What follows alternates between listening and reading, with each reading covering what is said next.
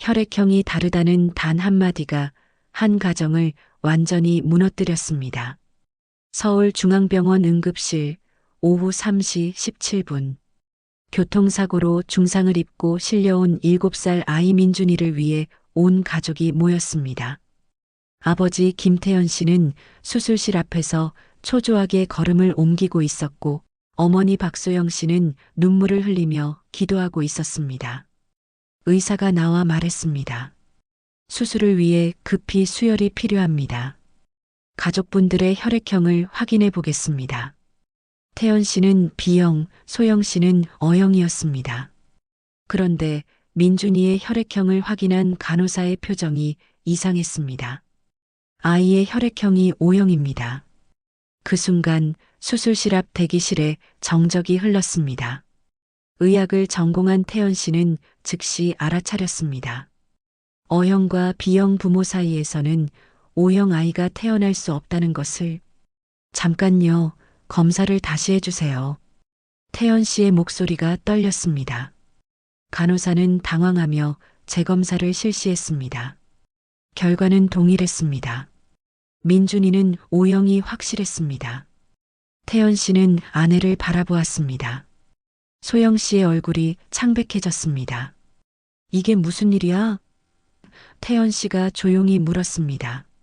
나도 모르겠어요. 소영 씨는 고개를 떨구었습니다. 하지만 의학적 사실은 명확했습니다. 유전학적으로 불가능한 일이었습니다. 의사가 상황을 파악하고 조심스럽게 말했습니다. 혹시 정확한 친자 확인을 위해 DNA 검사를 받아보시겠습니까? 그 제안에 태연 씨는 고개를 끄덕였습니다. 진실을 알아야 했습니다. DNA 검사 결과가 나오기까지는 3일이 걸렸습니다. 그 3일 동안 김태연 씨 가정에는 말할 수 없는 긴장감이 흘렀습니다. 다행히 민준이의 수술은 성공적으로 끝났습니다. 하지만 더 큰 상처가 가족들을 기다리고 있었습니다. 검사 결과를 받는 날, 태연 씨는 혼자 병원에 갔습니다. 확률 99.99%로 생물학적 아버지가 아닙니다. 의사의 차분한 목소리가 태연 씨의 귓가에 메아리 쳤습니다. 7년간 자신의 아들이라고 믿고 사랑했던 민준이가 자신의 친아들이 아니었던 것입니다. 태연 씨는 집으로 돌아와 아내와 마주 앉았습니다. 결과가 나왔어. 태연 씨의 목소리는 차분했지만 손은 떨리고 있었습니다. 소영 씨는 이미 알고 있다는 듯한 표정을 지었습니다. 미안해요. 정말 미안해요. 소영 씨가 눈물을 흘리며 말했습니다. 언제부터였어? 태연 씨가 조용히 물었습니다. 결혼 전에 잠깐 만났던 사람이 있었어요. 그런데 민준이를 임신했을 때는 당신과 결혼한 후였고 시기상 당신 아이라고 생각했어요. 정말로 그렇게 생각했어요. 소영 씨의 고백이 이어졌습니다. 결혼 직전 헤어진 전 연인과의 마지막 만남에서 생긴 일이었습니다. 결혼 후 임신을 알았을 때 시기적으로 남편의 아이라고 확신했다고 했습니다. 그럼 진짜 아버지는 누구야? 태연 씨가 물었습니다. 이미 연락이 안 되는 사람이에요. 외국으로 이민 갔어요. 소영 씨가 힘없이 대답했습니다. 태연 씨는 한동안 말이 없었습니다. 7년간 아빠라고 불렀던 민준이의 맑은 눈동자가 떠올랐습니다. 첫걸음을 뗄 때, 아빠라고 처음 부를 때, 함께했던 모든 순간들이 스쳐 지나갔습니다. 그럼 이제 어떻게 하지? 태연 씨가 물었습니다. 소영 씨는 더 이상 말할 수 없었습니다. 하지만 이 이야기에는 예상치 못한 반전이 있었습니다. 일주일 후 태연 씨가 법적 문제를 상담하기 위해 변호사를 만났습니다. 변호사는 혹시 모르니 다른 검사기관에서 재검사를 받아보라고 조언했습니다. 두 번째 DNA 검사 결과는 충격적이었습니다. 첫 번째 검사에서 실수가 있었던 것입니다. 민준이는 분명히 태연 씨의 친아들이었습니다. 혈액형은 어떻게 설명하죠? 태연 씨가 의사에게 물었습니다.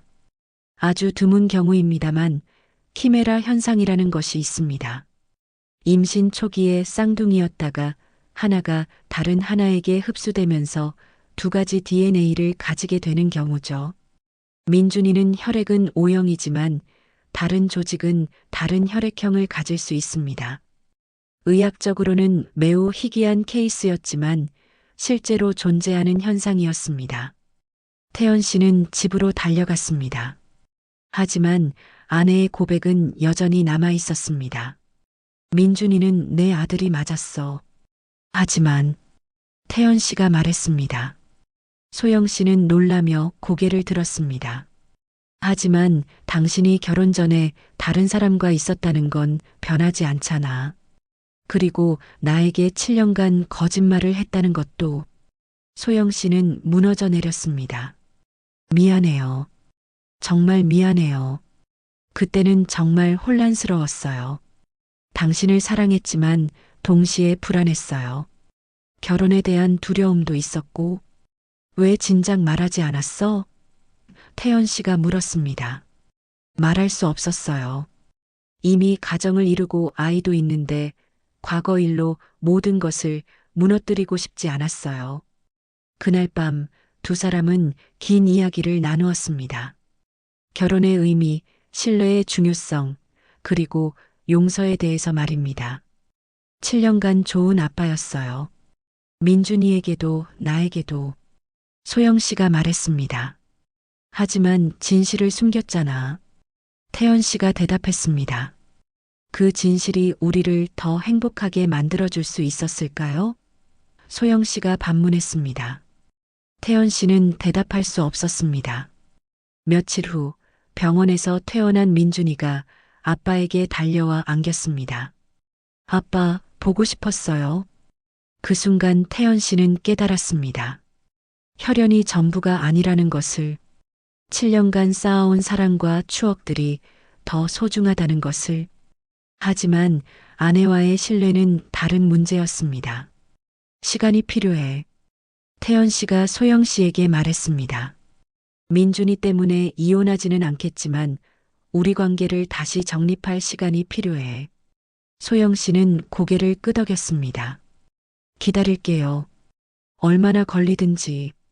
그로부터 6개월이 지났습니다. 가족 상담을 받으며 서서히 관계를 회복해 나가고 있었습니다.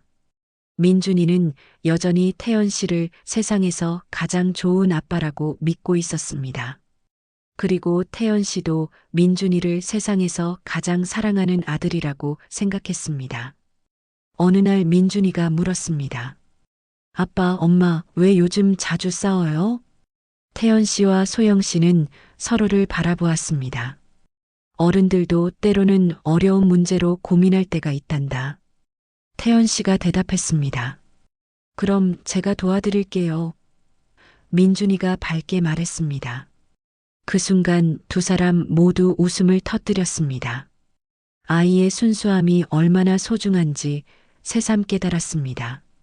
민준아, 너는 정말 우리 가족의 보물이야. 태연 씨가 민준이를 안으며 말했습니다. 소영 씨도 두 사람을 바라보며 미소를 지었습니다. 그날 밤 태연 씨와 소영 씨는 오랜만에 진솔한 대화를 나누었습니다.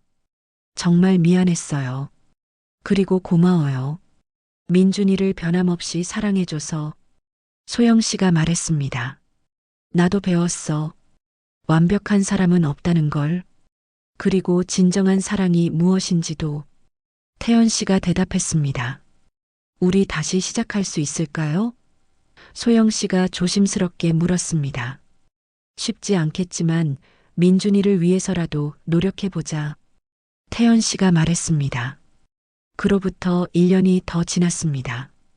김태연 씨 가족은 여전히 함께 살고 있습니다. 완벽하지는 않지만 서로를 이해하려 노력하고 있습니다. 민준이는 건강하게 자라고 있고 여전히 아빠를 세상에서 가장 사랑합니다. 태연 씨도 민준이를 친아들처럼 사랑합니다. 아니, 친아들보다도 더 사랑하는지도 모릅니다. 때로는 진실이 상처를 주기도 하지만 그 상처를 통해 더 깊은 사랑을 배울 수도 있다는 것을 이 가족은 깨달았습니다.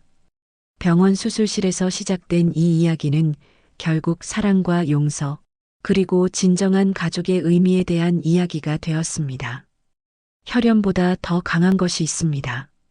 그것은 바로 함께 나눈 시간과 사랑, 그리고 서로를 향한 진심입니다. 여러분은 어떻게 생각하시나요?